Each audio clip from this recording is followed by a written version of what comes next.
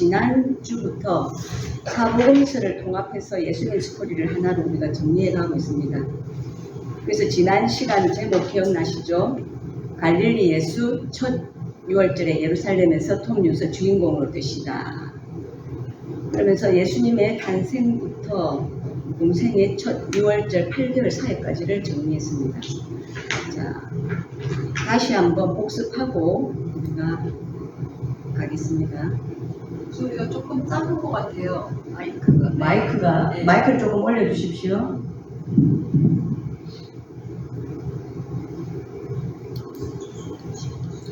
자, 예수님께서 베들레헴 탄생하시고 그죠?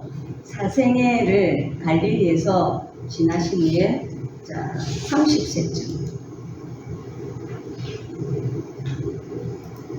그죠? 30세쯤 되어서 침례 요한의 집회 장소로 이동하셨죠. 자, 이동하셨습니다. 그 당시 센세이션을 일으키고 있던 침례 요한에게 침례를 받으시면 때에 하늘의 문이 열리면서 성령이 임하심으로 사역이 시작됐죠. 그러면서 40일 금식하신 후에 시험 받으시고 그죠? 5명의 제자들을 부르신 후에 다시 갈릴리로 올라가십니다. 그래서 가나 혼인잔치 그리고 가브나움 가나 혼인잔치에서 첫 이적을 베푸시죠. 그리고 이후 첫 6월절이 드디어 되었습니다. 첫 6월절이 되니까 어디 가셨냐면 예루살렘 성전으로 가셨습니다. 가셔서 성전에서 장사하는 사람들 내쫓으시고 장사판 뒤집어 엎으시면서 성전의 주인은 나다. 내가 하나님이다. 라고 왕권을 천명하시면서 하나님의 통치가 시작된 것을 세계사에 드러내셨습니다. 자, 성전 청교 사건이라고 말하는데요. 이후 8개월간 자, 이적과 말씀을 통해서 그리고 또 니고데모와의 대화 속에서 자신이 누구신지 그죠? 답을 주고 있습니다. 니고데모와의 대화 속에서도 광야에서 들려야 할 인자 그죠? 이것을 믿는 자가 영생이라고 말씀하시고 그리고 구약을 이어받아서 예수님의 사역을 미리 준비한 침례 요한의 제자들과 청중들을 다 인수하시면서 인수 받으시고 이제 갈릴리 1차 사역을 위해서 그죠? 이 사마리아를 거쳐서 갈릴리로 이동합니다. 가기 전까지 우리가 봤죠. 자, 그래서 오늘 상과 제목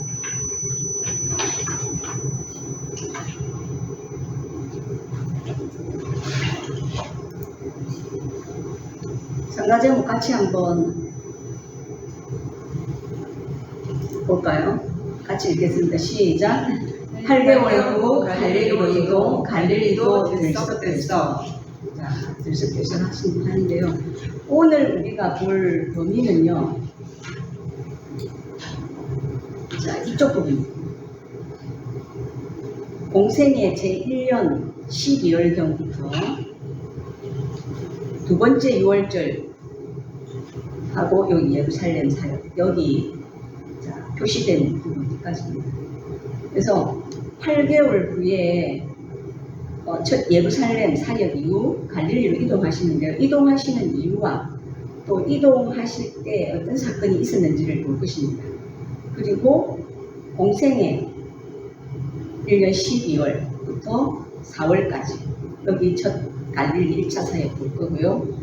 또 두 번째 6월절이 되자 또 예루살렘으로 올라가시죠. 그래서 베데스다 연못 사건 그 사건의 내용과 그로 인한 결과가 어떤 것들이 있는지 보겠습니다. 자, 스카치 페이퍼 이제 우리가 빨리 마치려면 종화장에 빨리 좀 읽어주세요. 우리는 지금 예수 스토리를 정리하는 중입니다. 그 많은 이야기를 어떻게 순서대로 정리할 수 있을까? 공생의 3년이 흐르는 일직선상에 6월절을 바둑돌처럼 탁탁탁탁 4개를 올려놓았습니다. 그리고 갈릴리 지역이냐 유대 지역이냐 하면서 두 지역으로 나눠 살펴보고 있습니다. 우선 첫 번째 6월절 이전에 일어난 짜투리 공생애를 공부했고 또 첫 번째 6월절 때 일어난 성전을 청결케 하는 사건과 그 이후 8개월간의 사역을 공부했어요. 한마디로 예수 그는 누구인가? 라는 질문을 받고 있어야 앞으로 예수님의 설교와 사역이 들리기 시작할 거라고 했었습니다. 오늘은 드디어 갈릴리도 스테이트 지역 지방 사역입니다. 사실 예수님은 갈릴리 사람이십니다. 갈릴리 나사렛 예수시지요. 그런데 처음엔 예루살렘 유대 지역에서부터 사역을 시작하신 거예요. 남의 동네에서부터 유명해지셨는데 드디어 예수님의 고향이신 갈릴리 지역에서도 사역이 시작되는 거예요. 그렇게 갈릴리에서 사역하시는 중에 두 번째 유월절이 찾아왔어요.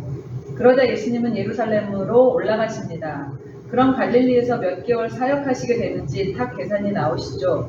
12월경에 올라가셨다가 6월절 두 번째, 4월에 또 예루살렘에 가시니까 4개월 동안인 거죠. 그럼 이 4개월 동안 갈릴리에서는 어떤 일들이 일어날까요? 유대 지역에서 침례 요한의 청중들을 인수하시고 영향력 있는 사역을 하셨던 예수님이십니다. 이제 갈릴리에서는 어떤 일을 하실까요? 하여튼 들썩들썩 대단한 일이 일어날 것 같은 감 잡히시죠? 바로 그걸 오늘 공부할 거예요. 정말 갈릴리, 유대, 예루살렘 이 두 지역으로 나눠 놓는 게 얼마나 중요한지 보이시죠? 자, 그럼 어디서부터 이 이야기 실마리를 풀어나가야 할까요? 지난주에 탁 필름이 끊긴 곳부터예요. 어디였는지 기억나시죠? 네, 8개월의 예루살렘 사역을 마치고 드디어 갈릴리로 올라가시는 장면이었습니다. 8개월 정도 사역하시다가 왜 예수님은 유대 예루살렘 지역을 떠나시기로 결정하셨는지 그 얘기부터 시작해 볼까요? 예, 감사합니다. 자, 예수님께서 8개월 동안이나 사역하셨던 유대 지역을 떠나실 때는 이유가 있으셨습니다. 그죠? 그리고 지난 시간에 사실 봤던 내용이에요. 중복되는데요. 이동하도록 만든 상황이 두 가지가 있습니다. 자, 양가로 1번에 먼저 성경을 볼게요. 요한복음 4장 1절에서 3절. 예수께서 제자를 삼고 침례를 베푸시는 것이 요한보다 많다는 말을 바리새인들이 들은 줄을 주께서 아시니라. 자, 1절에 바로 그 이유가 나오죠. 바리새인들이 듣고 주시하고 있음을 예수님께서 아셨다는 거예요. 자, 민중의 존경을 한 몸에 받았던 이 바리새파에게 그들에게서 민심이란 보이지 않는 권력이고 자기들의 영광이었습니다. 그런데 이 민심이 침례 요한에게 옮겨간 것을 주목하고 있는데 이제 예수님께로 옮겨가니까 바리새파의 경제가 시작돼요. 그러면서 바리새인들이 예수님에 대한 첫 번째 입장은 성전 청교 사건 때 두고 보자 했죠. 그러다가 8개월간 표적을 보면서 하늘에서 온 선생이구나 하면서 니고데모를 보냈잖아요. 그러면서 자신들의 입장을 전달했던 그들이 8개월 후에 민심이 다 예수님께로 옮겨가자 예수 우리 편 아니었구나 하고 입장 정리한 거죠. 그래서 첫 번째 이유가 바리새파 사람들이 예수님에 대한 입장을 정리함을 아시는 이렇게 써놓으시면 되고요. 두 번째 이유는 자, 마태복음 4장 12절에서 13절입니다. 예수께서 요한이 잡혔음을 들으시고 갈릴리로 물러가셨다가 나사렛을 떠나 서불론과 납달리 지경 해변에 있는 가버나움에 가서 사시니. 자, 침례 요한이 투옥된 셈이죠. 이동하도록 만든 상황 두 번째가 자, 민중이 침례 요한에게서 예수님께로 이동한 상황의 기독권자들의 다음 타겟은 예수님이죠. 이것을 예수님도 의식하고 계셨다는 거예요. 결국 이들에 의해 십자가에 못 박히시는 것을 미리 아셨죠. 그 알고 계시는 예수님은 아직 남은 공생의 사역을 위해서 먼저 이 자리를 떠나십니다. 그래서 예수님은 어디로 이동하시죠? 자, 사마리아를 거쳐서 갈릴리로 이동하십니다. 자, 우리가 잘 아는 사마리아 여행 이야기가 바로 여기서 등장합니다. 그죠? 가시는 길에 일부러 그 지역을 지나 들어가셔서 사마리아 여행을 만납니다. 자, 사마리아는 아수르가 쳐들어와서 피가 섞여버린 민족이 되어서 역사에 나타나지 않습니다. 그러다가 성전 재건할 때 사마리아인이 방해하는 이야기가 나오죠. 그 이야기 외에 구체적인 이야기는 없습니다. 자, 북이스라엘 멸망 몇 년도라고 했죠? BC 722년. 자, 내리치셨다 이렇게 외우세요. 그러면서 700여 년간 북이스라엘과 남유다는 마치 우리 38선처럼 왕래하지 않은 채 살게 되었죠. 그래서 피가 섞인 부정한 사람들 이래가지고 유대인들이 상종하지 않았죠. 그래서 유대인들이 갈릴리에서 유대 지역 왕래할 때는 사마리아를 피해서 원거리를 이동하면서 다녔는데요. 그러나 예수님은 배척하는 그 사마리아로 일부러 들어가셔서 사역을 하셨다는 거예요. 자, 먼저 우리가 성경 본문을 보겠습니다. 요한복음 4장 3절 펴주시고요. 자, 쭉 우리가 보겠습니다. 유대를 떠나서 다시 갈릴리로 가실새 사마리아를 통과해야 하겠는지라. 자, 계획적으로 의도적으로 들어가시려고 작정하신 거예요. 원문에는 반드시라는 뜻이 있다고 합니다. 그리고 영어 NIV 성경에 동사 head to를 사용하고 있어요. 그리고 5절 사마리아에 있는 수가라 하는 동네, 사마리아 지리에 있는 가장 큰 수도입니다. 자, 거기 또 야곱의 우물이 있더라. 예수께서 길 가시다가 피곤하여 우물 곁에 그대로 앉으시니 때가 6시쯤 되었더라. 자, 성경에 시간이 나오면 무슨 숫자를 떼야 돼요? 6. 그러니까 지금 시각은 몇 시죠? 12시. 수가라 하는 동네에 정오점에 도착했습니다. 사마리아 여자 한 사람이 물을 기르러 왔으며 예수께서 물을 좀 달라 하시니 사마리아 여자가 그랬는데 당신은 유대인으로서 어찌하여 사마리아 여자의 나에게 물을 달라 하나니 이는 유대인이 사마리아인과 상종하지 아니하느냐. 자, 사마리아인이 자기들을 괴로 여기며 상종도 안 하면서 어떻게 물을 달라고 할 수 있지? 하면서 그 말투에 유대인에 대한 뿌리 깊은 그 반감이 보이죠. 예수께서 대답하여 이르시되 내가 만일 하나님의 선물과 또 내게 물 좀 달라 하는 이가 누구인 줄 알았더라면 내가 그에게 보았을 것이요 그가 생수를 내게 줬습니다. 하나님의 선물 뭐죠? 너무나 많지만 예수 그리스도 제일 큰 것이 누구죠? 그가 생수를 내게 주었습니다. 바로 내가 생수라는 거예요. 여자가 그러는데 주여 물기를 그릇도 없고 이 우물은 깊은데 어디서 당신이 그 생수를 얻게 사옵나이까?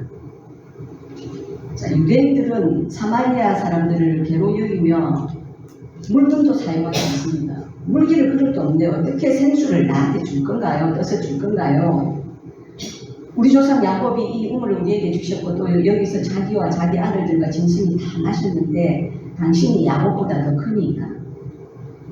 유대인들이 전대하고 있지만 하나님이 주신 야곱의 우물에 대한 자부심이 있습니다. 그렇죠?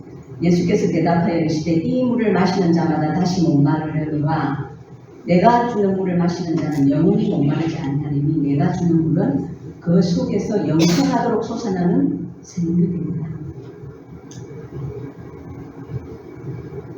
예수님은 자신이 메시아로서 영생을 주러 왔다. 영생하는 생물을 줄 거라고 말씀하시지만 여인은 그냥 육으로만 듣고 있습니다. 여자가 이렇게 그런 물을 주여 그런 물을 내게 주사 목마르지도 않고 또 여기 물기를 오지도 않게 하옵소서. 그러자 예수님은 먼저 자신의 죄를 인식하도록 남편을 데려오라고 하죠. 이르시되 가서 내 남편을 불러오라. 여자가 대답하여 이르되 나는 남편이 없나이다. 예수께서 이르시되 내가 남편이 없다는 말이 옳도다. 너에게 남편 5이 있었고 지금 있는 자도 내 남편이 아니니 내 말이 참되도다. 여자가 이르되 주여 내가 보니 선지자로소이다 하면서 속에 뭉쳐두었던 그 예배에 대한 질문합니다. 우리 조상들은 이 산, 그리심 산입니다. 예배하였는데 당신들의 말은 예배할 곳이 예루살렘에 있다 하겠다.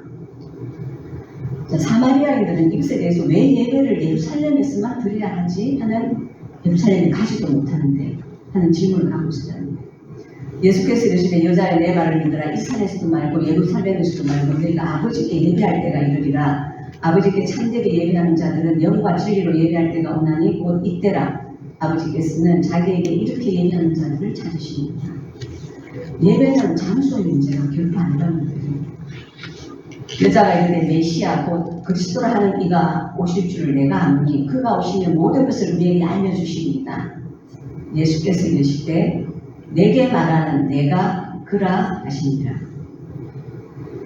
자, 예수 그는 누구인가? 이게 사복음서의 관점이라고 하시죠. 했죠. 바로 메시아, 곧 그리스도이심을 이곳에서 예수님께서 선포하는 것입니다. 그러자 여자가 물동이를 버려두고 동네로 들어가서 사람들에게 이르되 내가 행한 모든 일을 내게 말한 사람을 와서 보라. 이는 그리스도가 아니냐니. 자, 숨어서 물 기르러 오던 여자가 사람들 속으로 들어가서 바로 전도하기 시작합니다. 그들이 동네에서 나와 예수께로 오더라.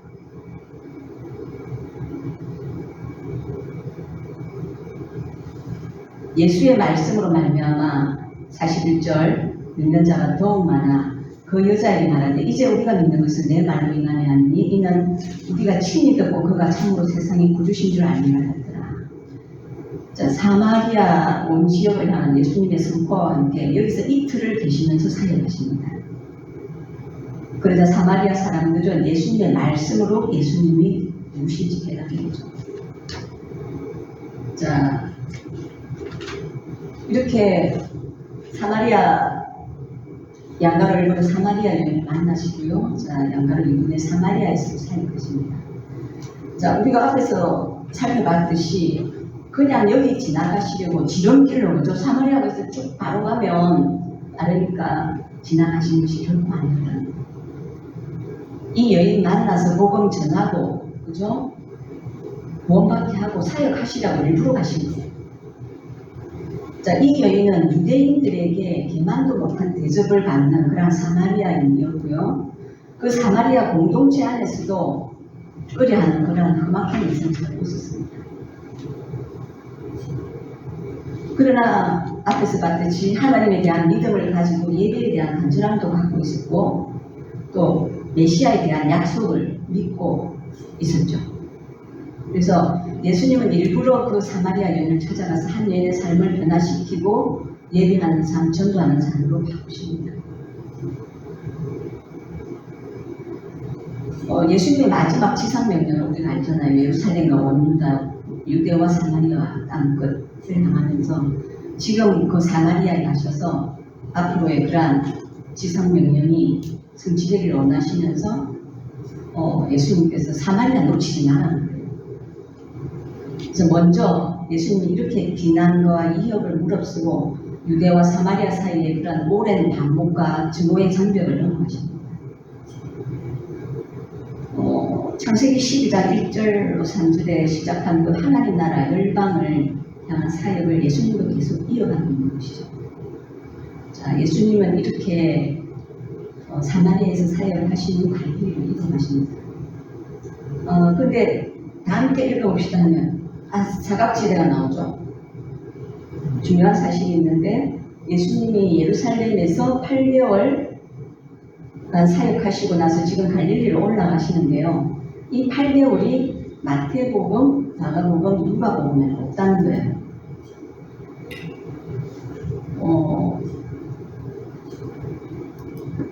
자, 여기 보시면 조금 이따 보겠습니다. 자, 이 8개월 동안에 사역이 요한복음에만 기록되어 있는데요. 자, 성경을 펴서 확인하겠습니다. 마태복음 4장 11절 보십시오. 마태복음 4장 11절과 12절 보시면 11절에 자, 이에 마귀는 예수를 떠나고 천사들이 나와서 수종드니라. 자, 예수님 시험받고 그죠? 승리하신 후에 마귀가 예수 떠나고 천사들이 나와서 수종드니라. 그러면서 12절에 보세요. 예수께서 요한이 잡혔음을 들으시고 갈릴리로 물러가시더라. 자, 바로 갈릴리로 가는 모습 지금 나오잖아요. 이 사이에 자, 예루살렘 8개월 사역 빠진 길이라고 기록해 놓으십시오. 그리고 마가복음 1장 13절과 14절 사이에도 마찬가지입니다. 자, 그리고 누가복음 4장 13절과 14절 사이에도 마찬가지예요. 자, 시간이 없어서 제가 이것만 찾았는데요. 그 밑에 보시면 다 나와 있죠, 그죠? 요한 마태복음 보시면 비로소 천국을 전파하시다 이렇게 그 내용들이 나와 있으니까 기록해 놓으시고요. 자, 이 공관복음의 사각지대를 요한복음에서 우리가 볼 수 있는데 그 8개월 동안의 기록이 그렇다는 거예요. 자, 이 공관복음에서는 이 침례 받으시고 바로 이 갈릴리 1차 사역으로 가서 했던 그런 내용이 있는 거죠. 그래서 이 요한복음에 나오는 내용들이 다 이런 거죠.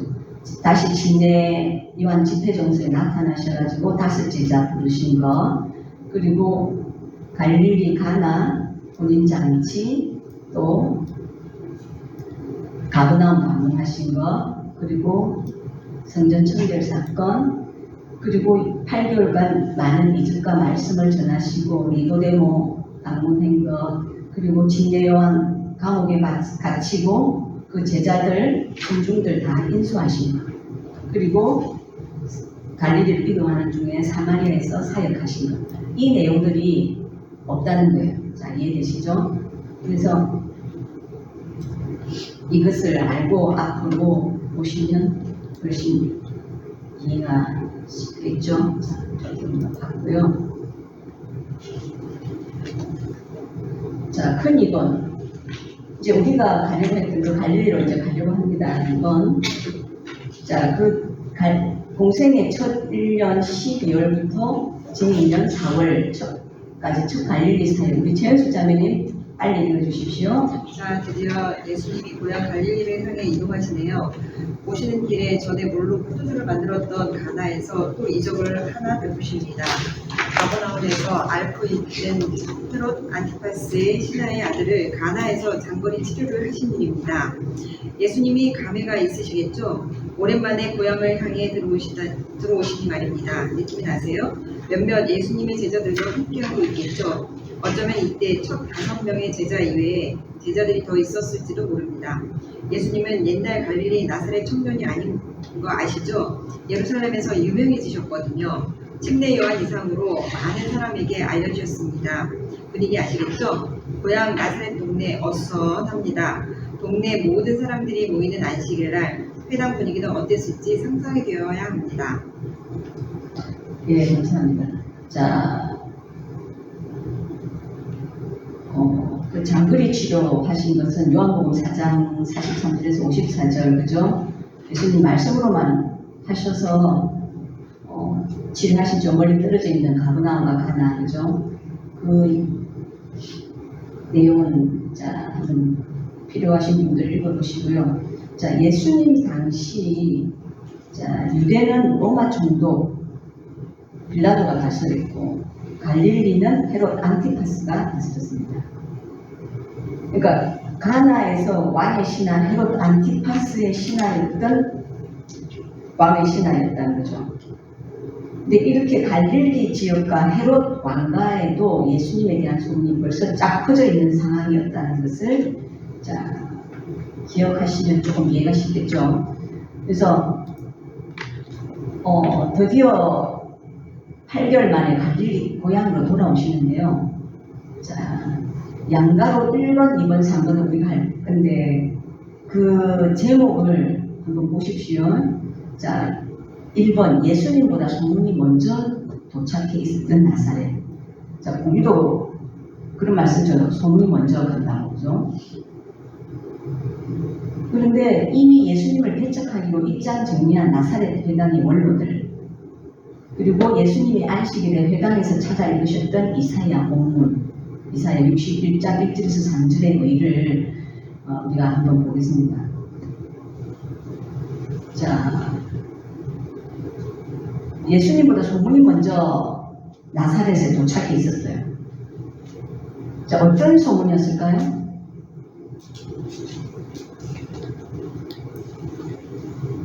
예수님께서 지금 6월절 지나고 그죠? 성전 청결 사건 하신 후에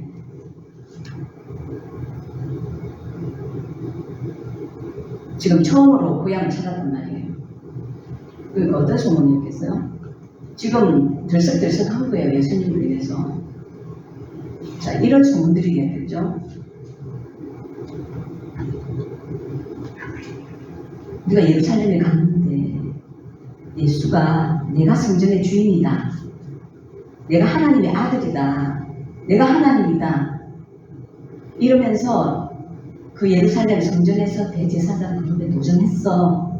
했대. 내가 봤어.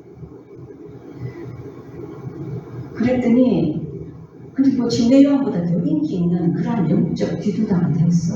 우리가 옛날에 알던 그런 나사렛 그 예수가 아니야. 막 하면서 소문이 났겠죠. 자, 어쨌든 바로 그 예수께서 고향으로 돌아왔습니다. 나사렛 회당, 나사렛 고향 사람들이 모이는 그 회당, 그 안식일을 한번 상상해 보십시오. 자, 앞에서 우리가 읽었던 것처럼 가버나움에 있는 헤롯 안티파스의 신하가 맞으러 나온 것을 보니 가버나움까지 그 소문이 쫙 퍼져 있는 것을. 그래서 들썩들썩해서 했는데 나사렛에서 말할 것도 없죠. 특별히 요한복음 4장 45절 보십시오. 갈릴리에 이르시되 갈릴리인들이 그를 영접하니 이는 자기들도 명절에 갔다가 예수께서 명절 중 예루살렘에서 하신 모든 일을 보았으니라. 자, 어떻게 써요? 6월절과 또 50일 지난 오순절 이 8개월 동안 예수님의 그 표적과 이적 그리고 침례 요한의 제자들이 다 예수님께로 이양된 것 이것을 본 사람도 있고 그 소문을 들은 사람들도 있다는 거예요. 그런데 이렇게 먼저 예수님보다 소문이 먼저 도착해 있었다는 거예요. 그런데 이미 예수님을 배척하기로 입장을 정리한 이 나사렛 회당의 원로들입니다. 이 원로들은 오늘날 같으면 어떻게 해서 플래카드 붙이냐죠. 그런 분위기가 아니라 이미 예수님을 배척하기로 입장을 정리하고 있습니다. 그들은 예수께서 유대에서 활동하고 계실 때부터 예수님에 대한 입장 정리를 하고 있었던 것이 분명합니다. 자, 우리가 45절에서 봤듯이 나사렛 사람들도 6월절 지키러 예루살렘 가서 성전에서 청결 사건 8개월간 표적도 다 보았습니다. 그러나 그 민중들 사이에 서서 그들의 술렁이는 질문에 이들은 뭐라고 했냐면요. 예수가 누구긴 누구야 몫을 요셉의 아들이지 하면서 입장 정리를 끝냈다는 거예요. 남의 동네에 예루살렘에서는 그 말이 통할지 모르겠지만 우리 동네에서 설마 자기를 하나님의 아들이라고 하겠냐? 우리가 다 아는데 사생애를 함께 경험한 그들 앞에 예수님은 공적으로 구약 성경을 펴서 당신이 누구신지 자정하십니다. 성경은 그들에게 공적인 증거자료가 되기 때문이죠.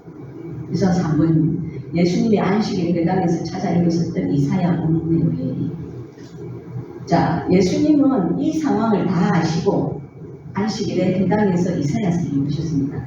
자, 이사야 61장 1절 해주세요. 주 여호와의 영이 내게 내려섰으니 이는 여호와께서 내게 기름을 부어사 가난한 자에게 아름다운 소식을 전하게 하려 하십니다.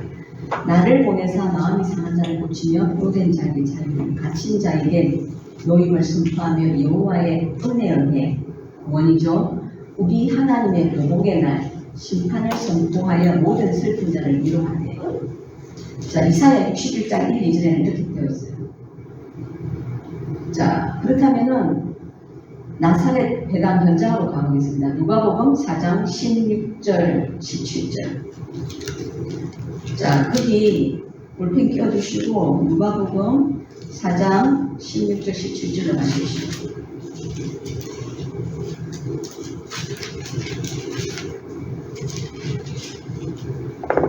자, 16절 이사야를 드렸죠. 그랬더니 18절, 19절 주의 성령이 내게 임하였으니 이는 가난한 자에게 복음을 전하게 하시려고 내게 기름을 부으시고 나를 보내사 포로된 자에게 자유를, 눈먼 자에게 다시 보게 함을 전파하는 누린 자를 자유롭게 하고 주의 은혜의 를 전파하게 하십니다. 자, 이사야 61장 1, 2절과 누가복음 4장 18절 19절이 조금 차이가 있죠. 자, 이사야 61장 2절에 보시면 여호와의 은혜의 구원과 하나님의 보복의 날 심판을 선포한다는데, 지금 예수님께서는 누가복음에서는 주의 은혜의 날 구원을 선포하게 하려 하시는 거죠. 자, 지금은 구원의 날이라는 거예요. 보복의 날 아직 언급하지 않고 계십니다. 왜냐? 초림 예수님께서는 구원하기 위해 오셨기 때문이죠. 하지만 재림 예수님은 틀리시죠? 자, 21절. 이에 예수께서 그들에게 말씀하시되 이 글이 오늘 너희 귀에 언하는 것이니. 22절. 말씀을 놀랍게 여겼으나, 그죠? 22절. 그들이 다 그를 증언하고 거리로 나오는 바 은혜로운 말을 놀랍게 여기는데, 여겼으나 뭐라고요? 이 사람이 요셉의 아들 아니냐? 그들의 마음의 입장 정리는 변하지 않는다는 거예요. 변하지 않았다는 거예요. 굳은 마음. 이 사람 요셉의 아들. 사생위에서 경험한 그것만 고집스럽게 붙잡고 있죠. 그러자 23절. 예수님께서는 이 사람들의 생각을 이미 간파하셨죠. 그래서 예수께서 그들에게 이르시되 너희가 반드시 의사야, 쉽게 말하면 네가 의사면 네 자신을 고치라 하는 속담을 인용해서 나에게 말하기를 우리가 들은 바 가버나움에서 행한 일을 내 고향 여기서도 행해봐라 이러고 있죠. 예수님께서는 내가 만일 메시아라면 우리가 들은 그 기적들 여기서도 해봐라 하는 그들의 거룩하지 못한 동기에서 나온 그들의 요구에 응하지 않으시죠. 자, 그러면서 27절로 가십시오. 그러면서 24절에 자, 선지자가 고향에서 하늘을 가는 자라고 하시면서 25절. 내가 참으로 너희에게 이르노니 엘리야 시대에 하늘이 3년 6개월간 같이 온 땅에 큰 흉년이 들었을 때에 이스라엘에 많은 과부가 있었을 때 엘리야가 그중 한 사람에게도 본심을 받지 않고 오직 시돈 땅에 있는 사렙다의 한 과부에게 뿐이었으며 또 선지자 엘리사 때에 이스라엘에 많은 남의 환자가 있었을 때 그 중에 한 사람도 깨끗함을 얻지 못하고 오직 수리아 사람 나아만뿐이었다. 자, 사렙다 과부, 시돈의 사렙다 과부와 지금 수리아의 나만 장군이 등장합니다. 이 두 사람 다 이방인이었음을 예수님께서 주목하시면서 하나님의 은혜가 어떤 국가나 민족, 사회계층에 제한되지 않음을 말씀하고 계시죠. 유대인이라고 구원받는 것 아니야. 즉 하나님을 진실로 경외하며 예수를 믿음으로 받아들이는 자에게 구원의 문은 열려지는 것이라고 말씀하십니다. 반면 비록 하나님의 부르심을 입었다 할지라도 교만해서 하나님 아들을 믿지 아니하는 자는 거짓을 받을 수밖에 없다는 그 말씀을 하고 계십니다. 그랬더니 어때요? 28절, 29절. 해당에 있는 자들이 이것을 듣고 다 크게 화가 나서 일어나 동네 밖으로 쫓아내어 그 동네가 건설된 산 남떨어지까지 끌고 가서 밀쳐 떨어뜨리고자 하되 예수께서 그들을 공대로 지나가십니다. 예수님은 어쩔 수 없이 그들을 떠날 수밖에 없죠. 그러나 예수님은 그 군중들 사이를 당당히 권위 있게 헤치고 나왔고 그들은 길을 열어줄 수밖에 없었습니다. 그러자 예수님은 나사렛을 떠날 준비를 하십니다. 제가 읽겠습니다. 예수님은 그 이후 나사렛 집에 돌아와서 이삿짐 세트에 전화를 하신 것입니다. 가버나움으로 이사 가시는 겁니다. 마태복음 4장 13절. 첫 유월절 전에도 어머니랑 형제들이랑 5 제자가 며칠 동안 머물렀었던 장소 기억나시죠? 바로 그곳으로 이사하시려고 준비하십니다. 자, 가버나움으로 이사하시는데요. 마태복음 4장 13절에서 16절.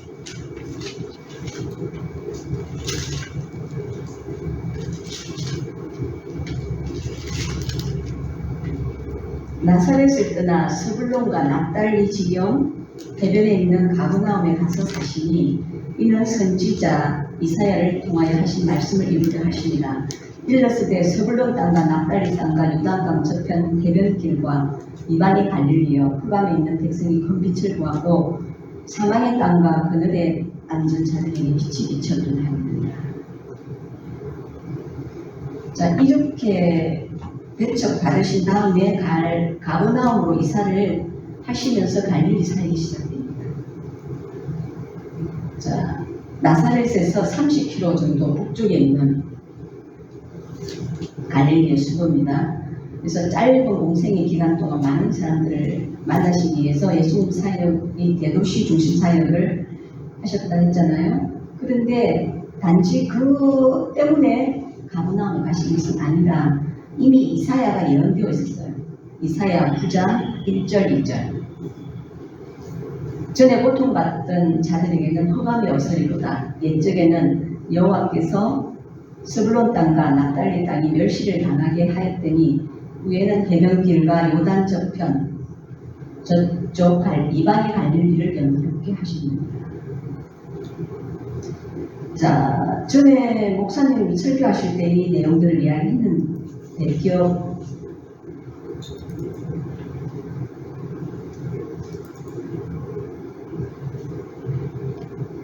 나실 겁니다. 자, 왜 스불론과 납달리 지역이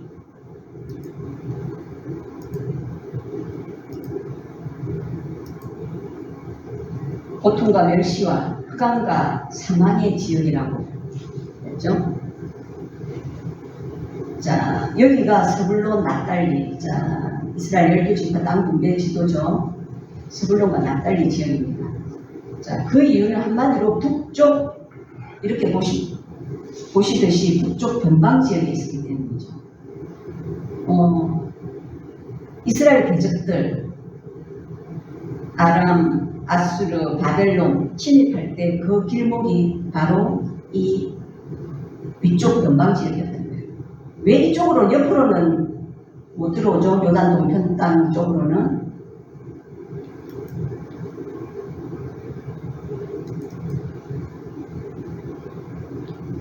자, 지금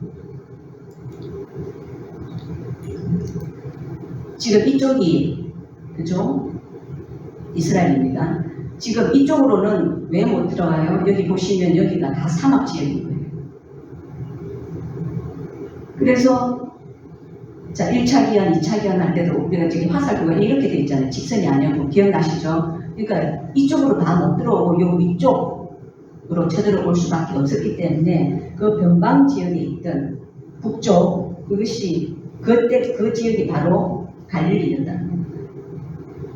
그래서 제일 먼저 갈릴리 사람들 붙잡아 갔겠죠.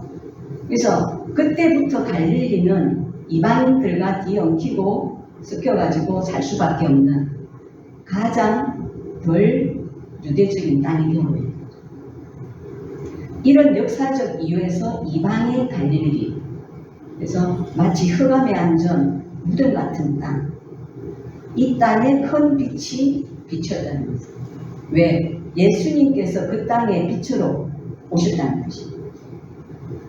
자, 이렇게 예수님께서 구약의 예언 이루시고요. 또 이렇게 예수님의 사역은 누구도 신경 쓰지 않고 버림받은, 누구도 주목하지 않는 곳에서 하나님의 역사를 시작하십니다. 자, 그 다음 다 함께 읽어보시다면 조정미 자매님 좀 읽어주세요.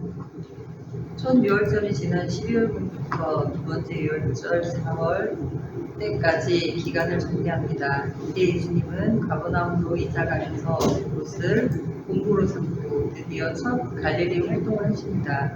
예수님은 대중 사역을 하시면서도 한편 사역팀이 있어야 한다는 사실을 보여주십니다. 모세에게 10부장, 59장 같은 부대장들이 필요했던 것처럼 예수님도 사역을 할 때 도울 리더들이 필요하셨습니다. 충성된 일꾼들과 팀 사역을 하셔야 했습니다.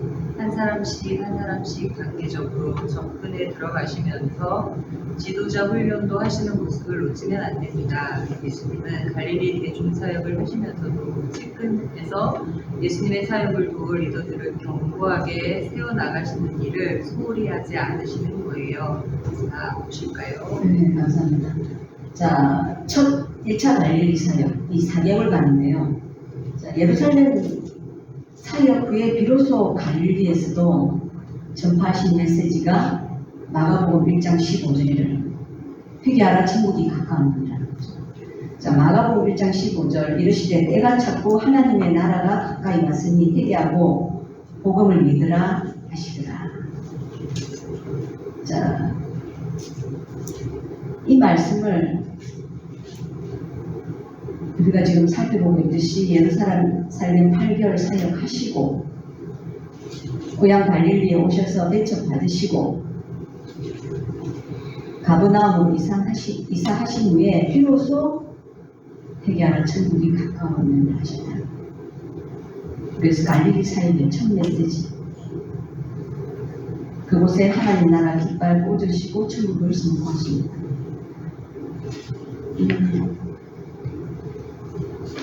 그러면서 제자들을 부르시는데요. 마가복음 1장 16절에서 20절. 갈릴리 해변으로 지나가시다가 시몬과 그 형제 안드레가 바다에 금을 던지는 것을 보시니 그들은 어부라. 예수께서 이르시되 나를 따라오라. 내가 너희로 사람을 낚는 어부가 되게 하리라 하시니 꼭 그물을 버려두고 따르니라. 조금 더 가시다가 세베대의 아들 야고보와 그 형제 요한을 보시니 그들도 배에 있어 그물을 깁는데 곧 부르시니 그 아버지 세베대를 풀꾼들과 함께 배에 버려두고 있습니다. 자, 이제는 풀타임 준 살점을 보신 것이죠. 베드로, 안드레, 야고보, 요한. 그물을 버리고 전적으로 사람을 낚는 어부가 되어보셨습니다. 자, 예수님은 이 갈릴리 1차 사역을 하시면서 대중을 대상으로는 자, 회개하라 하나님 나라와 가까이 왔느니라 선포하시면서 대중 사역을 하시면서 이렇게 제자 훈련도 이때부터 시작되신 거죠. 자, 그러면서 양가로서 한번 이처럼 가버나움에서 어느 안식일에 일어난 일들을 우리가 보겠는데요. 자, 마가복음 1장 21절로 34절 자, 펴주십시오. 자, 안식일입니다. 안식일. 가버나움에 들어가니라. 예수께서 안식일에 회당에 들어가 가르치시네. 자, 예수님의 사역의 방향성이 자, 도시 중심이고 회당 중심입니다. 성경에 보시면 회당에 들어가 가르치신 이런 내용이 굉장히 많습니다. 이 사역을 사도행전에서 사도 바울도 동일하게 사역하고 있음을 우리가 볼 수 있죠. 23절 회당에 더러운 귀신 들린 사람이 있어 소리 지르니까 25절 예수께서 꾸짖어 이르시되 잠잠하고 그 사람에게서 나오라 하시니 자, 더러운 귀신들도 순종했죠. 28절 예수의 소문이 곧 온 갈릴리 사람을 퍼지더라. 자, 그리고 회당에서 나와서 야고보 요한과 함께 시몬과 안드레의 집에 들어가시니 시몬의 장모가 열병으로 누워있는 것을 보시고 자, 고쳐주십니다. 그렇죠? 손을 잡아 일으키시니 그러자 그 베드로의 장모가 수종됩니다. 31절 점으로 해질 때 모든 병자와 귀신 들린 자를 예수께 들어오니 온 동네가 그 문 앞에 모였더라. 상상이 되시죠? 예수께서 각종 병든 사람, 많은 사람 고치시고 귀신 쫓아내시고 자, 예수님의 3대 사역 자, 우리가 여기서 볼 수 있는데요. 첫 번째, 가르치심. 안식일 회장에서 가르치심, 교육하십니다. 두 번째가 지금 귀신 들린 자 치료하고 베드로 장모 열병 고치고 각종 병든 자 치료하시면서 자, 치유 사역을 하시는데요. 예수 그가 누구인지를 보여주고 계시죠. 그 다음 세 번째가 선교 사역, 당연히 선교 사역이죠. 자, 그 세 번째가 자, 양가로 사원입니다. 그 후 온 갈릴리를 순회 전도하며 갈릴리를 공략하시는데요. 자, 누가복음 4장 42절로 44절. 예수께서 온 갈릴리에 두루다니사 그들의 회당에서 가르치시며 전국 복음을 전파하시며 백성 중에 모든 병과 모든 약한 것을 고치시니 그의 소문이 온 수리아에 퍼진지라. 사람들이 모든 앓는 자, 곧 각종 병에 걸려서 고통당하는 자, 귀신 들린 자, 간질하는 자, 중풍병자들을 데려오니 그들을 고치시더라. 갈릴리와 데가볼리와 예루살렘과 유대와 요단강 건너편에서 수많은 무리가 따르니라. 자, 여기 갈릴리죠. 갈릴리 지역. 자, 데가볼리. 지도에 여기가 데가볼리입니다. 예루살렘, 유대, 요단강 건너편. 자, 이 모든 강은 수많은 무리가 따라오니까 어떻게 했어요? 그러면서 예수님께서 이 갈릴리를 순회 전도하시면서 갈릴리 공략하신 거죠. 자, 이렇게 갈릴리에서 3대 사역 하신 거예요. 교육하시고 치유하시고 선교 사역, 대중들을 대상으로 사역하십니다. 자, 근데 5번 보시면 순회 전도 후에 중풍병자를 고치시고 레위 마태를 부르신 이것을 바로 연결해서 하실 수도 있는데 이걸 특별하게 따로 이렇게 스트럭처를 빼놨거든요. 자, 이 이야기는 공간복음에 쌍둥이처럼 붙어 다니고 다 등장합니다. 마테마가누가 예수님께서 예수님을 드러내는 그 중요한 메시지가 있다는 뜻입니다. 누가복음 5장 17절로 32절까지인데요. 자, 우리 김태희 자매님 좀 깁니다. 좀 읽어주십시오. 누가복음 5장 17절에서 32절.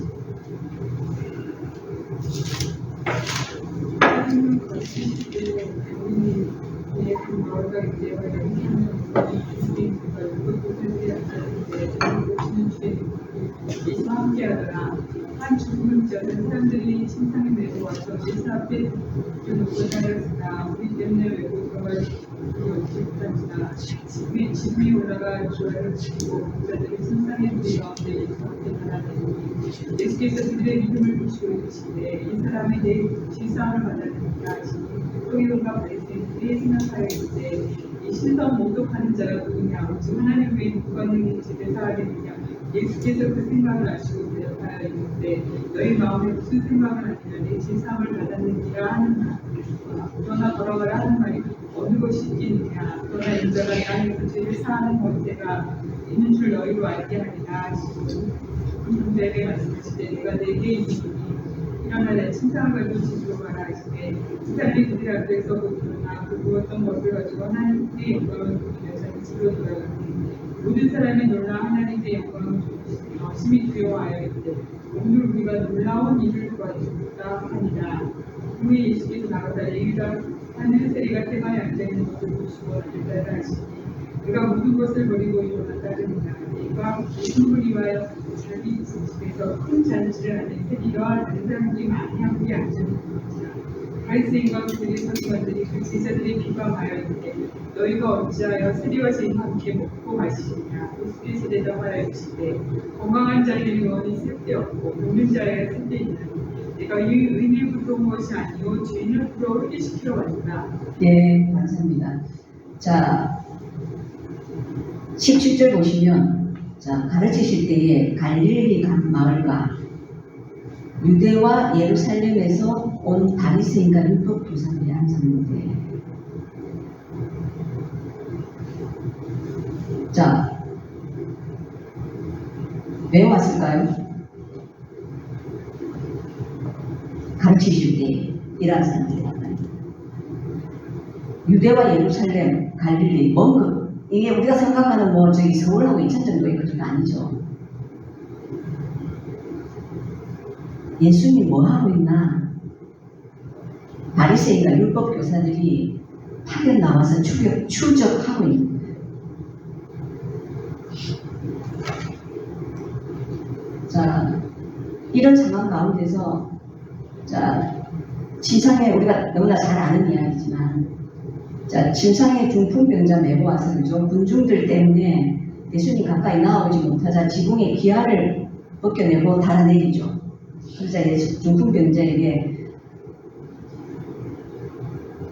이전의 사역 때와는 다른 말씀으로 치유를 하십니다. 그들의 믿음을 보시고 뭐라고 말씀하시죠? 내 죄 사함을 받았습니다. 자, 예수님께서는 많은 병자들을 고치시긴 했지만 병 고치러 이 땅에 오신 게 아니라는 거예요. 진짜 목적은 죄 사함과 영생을 주러 오셨다는 것입니다. 그랬더니 유대와 예루살렘에서 파견 나온 그 바리새인들은 신성모독이다. 오직 하나님만 죄를 사한다. 고 반박하죠. 그러나 예수님은 이 땅에 오신 목적, 즉 예수가 그가 누구인지를 드러내시죠. 영생을 주러 이 땅에 오신 예수님은 죄를 사할 권세, 즉 자신이 하나님이심을 말씀하고 계신다는 거예요. 나를 믿어야 영생이라는 거예요. 그리고 중풍병자를 고치신 후에 레위, 마태를 부르십니다. 자, 유대 그룹의 죄의 대명사가 창기와 세리였죠. 많은 사람들 중에 하필 그 손가락질 당하는 세리를 불러서 제자를 삼으시는 예수님. 자, 마태는 모든 것을 부리고 예수님을 따릅니다. 그죠? 32절에 내가 의인을 부르러 온 것이 아니요 죄인을 불러 회개시키러 왔노라. 자, 그것을 경험한 마태는 제자가 되고 역사를 증언하는 증인이 됩니다. 자, 위에 두 가지 행정, 그죠? 중풍병자하고 세리마태 부르신 이 사건은 공간복음의 쌍둥이처럼 항상 붙어서 돼요. 그래서 죄를 사하는 권세가 있는 분이 힘을 드러내는 거죠. 내가 바로 그라는 거예요. 자, 우리는 여기서 유대 예루살렘에서 파견 나와서 갈릴리 지역까지 계속 따라다니는 바리새인들의 그 시켜 뜨고 있는 그분들도 보아야 합니다. 자, 두 번째 6월절에 다시 예루살렘으로 또 올라가시는데요.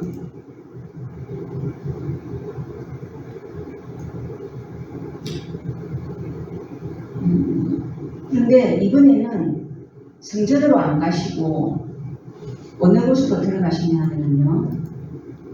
자, 베데스다 연못으로 들어가십니다. 자비와 은혜의 집이라는, 자, 베데스다 연못으로 가시는데요. 자, 베데스다 연못, 우리는 연못 이렇게 말하니까 우리가 생각하는 그런 샘 이렇게 생각할 수 있거든요. 그런데 자, 베데스다 연못은 이렇게 지금 현재 이런 모습이라고 합니다. 저도 안 가봤지만, 자, 베데스다 연못은 BC 200년경에 마카비 시대에 축조한 것으로 알려집니다. 자, 마카비 혁명 이후에 예루살렘을 탈환하죠. 그 후에 대규모 희생공헌 행사를 위해서 충분한 급수시설이 필요했고, 그래서 그 성전 북쪽 골짜기 경사를 이용해서 겨울에 내리는 빗물을 모으도록 만들었는데, 자, 이 못에서 희생에 쓸 양들을 씻었다는 거예요. 즉 베데스다 연못은 샘이 아닌 빗물을 모아주는 저장소였던 성전 재물을 준비시킨. 근데 이후 헤롯이 성전을 개축하면서 행각 5개를 세워 목욕을 좋아하는 로마 시대의 공공 온천탕처럼 멋지게 리모델링 됐대요.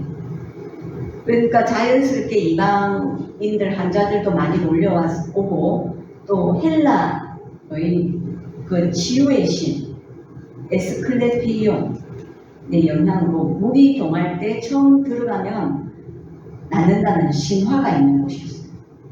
자기와 은혜의 집이라는 이름은 가졌으나 실제로는 물이 동하기를 기다리며 흐타는 신화를 쫓는 곳이 베데스다의 곳이었습니다.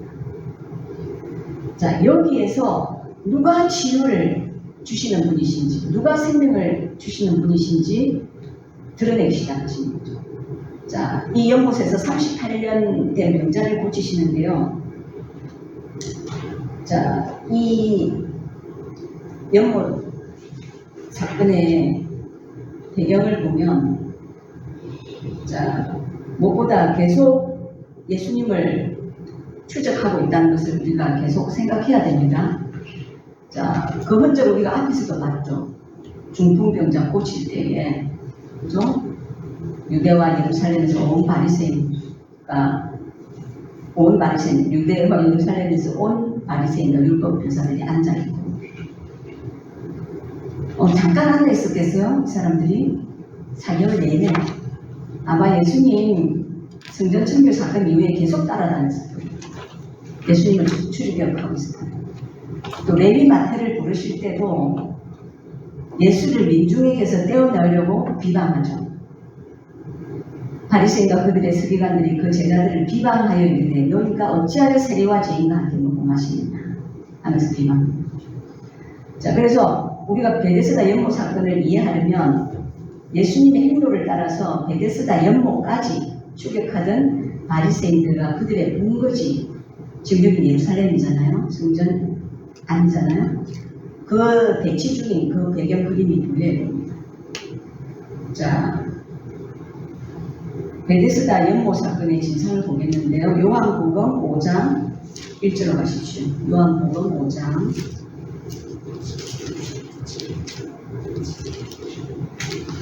그 후에 유대인의 명절이 되어 예수께서 예루살렘에 올라가십니다. 자, 유대인의 명절 정확하게 어떤 명절인지 언급이 없습니다. 그런데 학자들은 이 명절을 6월절로 봅니다. 그래서 성경에서도 그렇게 정의합니다. 그래서 유대인의 명절 여기다가 6월절 2 하고 써놓으시면 다음에 보실 때 조금 이해가 쉬우실 거예요. 예루살렘에 있는 2절 양문 곁에 히브리 말로 베데스다라는 곳이 있는데 그게 행각 5이 있고 그 안에 많은 병자, 맹인, 다리 저는 사람, 혈기 많은 사람들이 누워 물의 움직임을 기다리니 이는 천사가 가끔 못에 내려와 물을 움직이게 하는데 움직인 후에 먼저 들어가는 자는 어떤 병에 걸렸든지 낫게 되니라. 자, 거기에 2번을 밑에 줄석을 보시면 2번 제가 읽었던 그 부분에 물의 움직임 여기부터 끝까지 보면 자, 가로가 쳐져 있죠. 꺽쇠가 되어 있는데 2절에 보시면 어떤 사본에는 이 괄호 내 구절이 없고 어떤 사본에는 이게 없다는 거예요. 자, 요한복음 3장 16절이 없을 수가 있어요. 어떤 사본에. 자, 당시 사람들의 생각, 그 신화를 기록해 놨다는 것입니다. 자, 5절 거기 38해 된 병자가 있더라. 예수께서 걷는 것을 보시고 병이 벌써 오래된 줄 아시고 이르시되 내가 나쁘지 않느냐.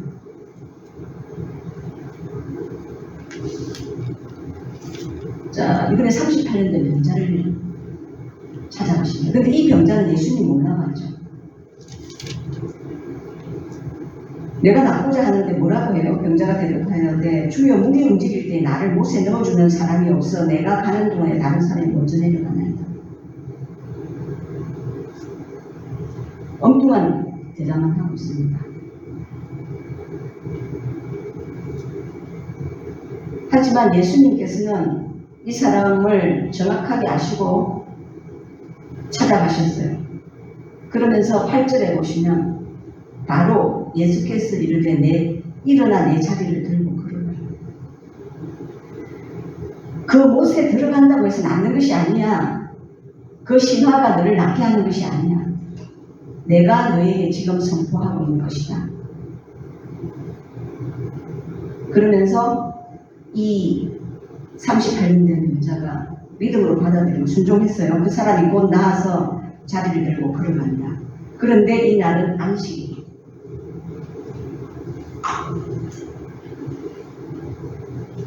자, 그런데 12절, 13절 보시면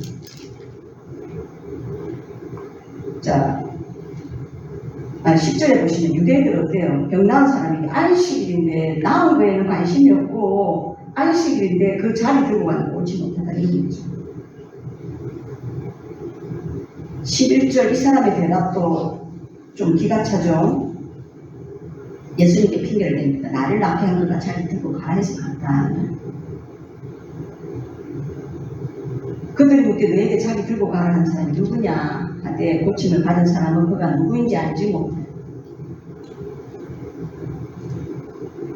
자, 예수님께 고침을 받은 그 순간에도 주님을 알아보지 못했지만 예수님께서 다시 찾아오십니다. 14절. 그 후에 예수께서 성전에서 그 사람을 만나 이르시되 보라 네가 나았으니 더 심한 것이 생기지 않게 다시는 죄를 범하지 말라. 그러자 바리새인들이 이 사건에 대해서 반박하기 시작합니다. 예수님은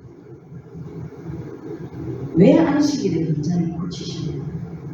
다른 날 고치셔서는 이런 일이 없는데도 유대인들과 그처럼 첨예한 논쟁을 일으키고 핍박을 받으시면서 심지어는 그들에게 자신을 죽이고자 하는 마음까지 불러일으키시면서까지 왜 안식일에 38년 된 병자를 고치십니까? 이 사건을 통해 예수님은 무엇을 드러내고 싶으셨는가?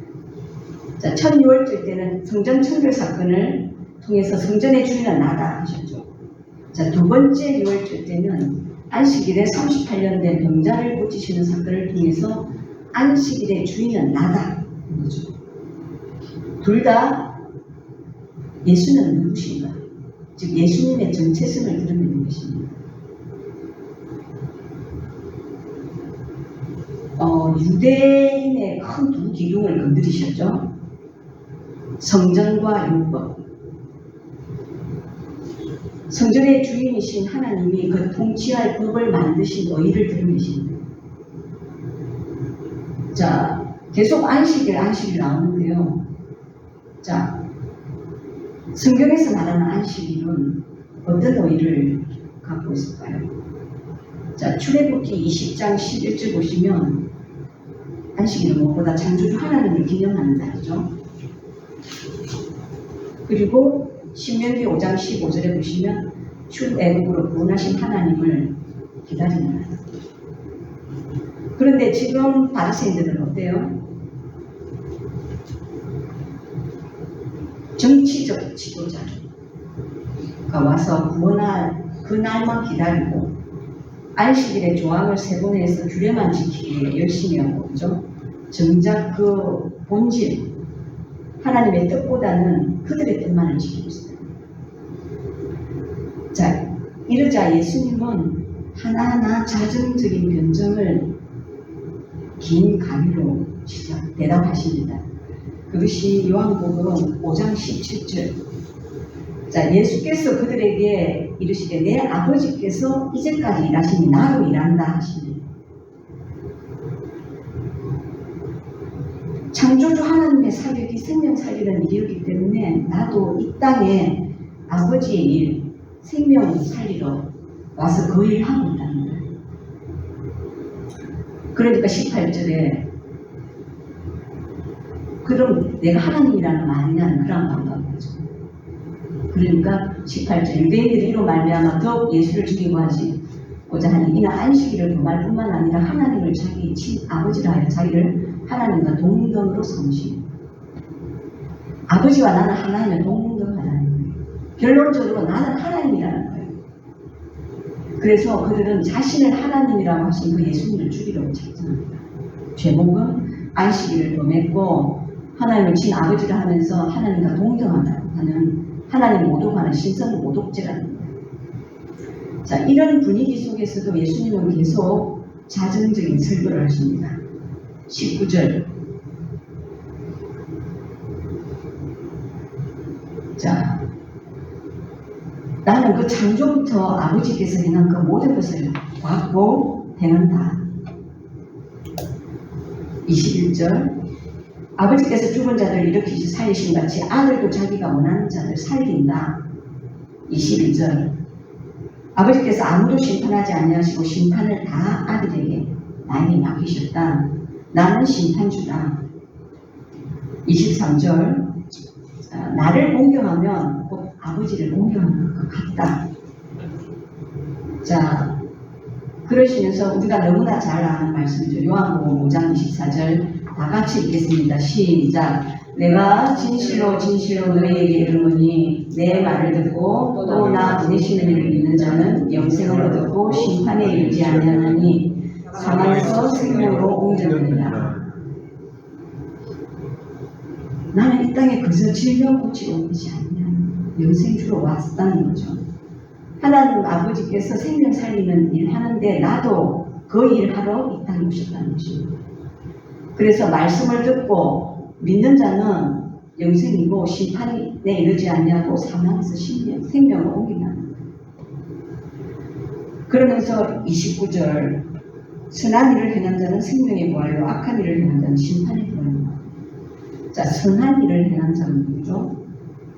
예수가 그리스도이심을 믿는 자. 그게 선이죠. 그 사람은 생명의 부활로 악한 일을 행하는 자, 그리스도이심을 믿지 않는 자, 이것이 죄이기 때문에 심판의 부활을 얻는. 이렇게 스스로 자정하시면서 자 타정적 설교를 하십니다. 나를 정하는 이가 따로 있다는 거예요. 그러면서 5장 31절에서 33절 내가 만일 그리고 위에 보십시오. 30절 위에 예수를 믿게 하는 정은 되어 있죠. 자, 31절에서 33절 내가 만일 나를 위하여 정언하면 내 정언은 참되지 아니하되 나를 위하여 정언하시는 이가 따로 있으니 나를 위하여 정언하시는 그 정언이 참인 줄 아노라. 자, 그러시면서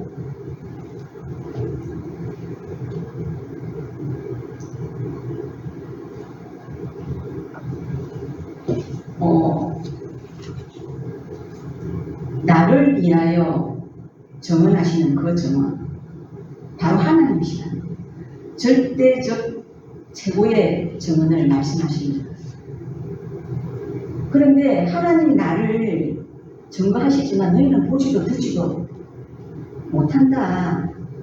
그러면서 37절 하반절에 우리가 잘 알죠. 침례 받으실 때 이는 내 사랑하는 아들이요 내 기뻐하는 자라 했지만 아무 때도 그 음성을 듣지 못하고 그 형상 보지 못했잖아요. 자, 이렇게 말씀하시면서 자, 세 가지 정언을 제시하는데요. 자, 33절 보세요.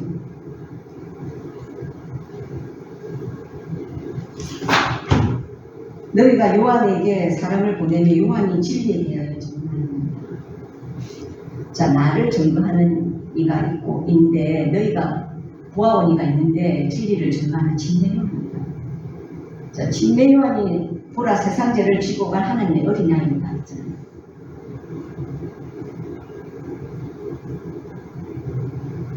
그러나 34절 나는 사람에게서 정언을 취하지 아니하노라. 다만 이 말을 하는 것은 너희로 구원을 받게 하는 겁니다.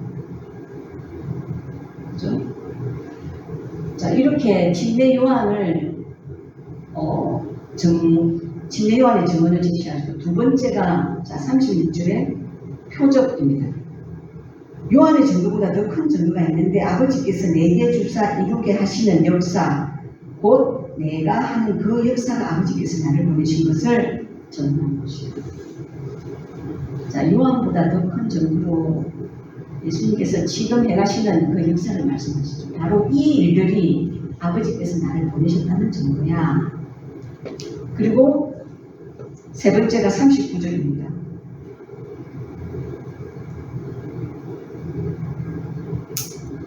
자, 너희가 성경에서 얻는 줄 생각하고 성경을 연구하느냐, 이 성경이 곧 내게 대하여 전하는 것이야.